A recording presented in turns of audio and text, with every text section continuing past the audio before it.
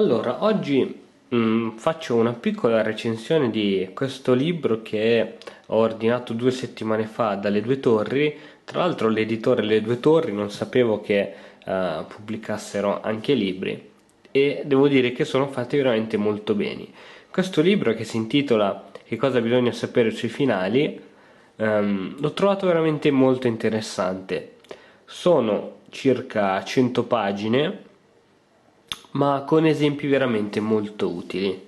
Andiamo a vedere. Sono 85 pagine e poi, come puoi vedere dalla pagina 93, iniziano i test che sono stati aggiunti, che sono veramente molto utili.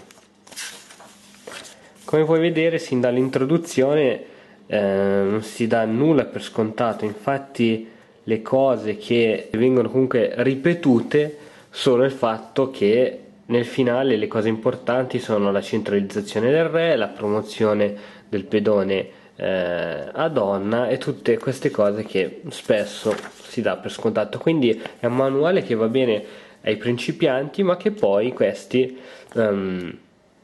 possono comunque diventare esperti nel finale attraverso questo libro.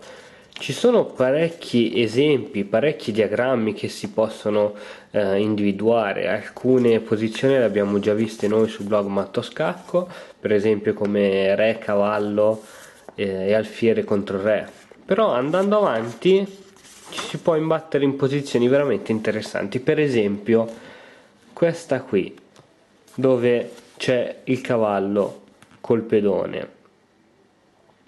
Bisogna sapere come il bianco comunque riesce ad ottenere la patta.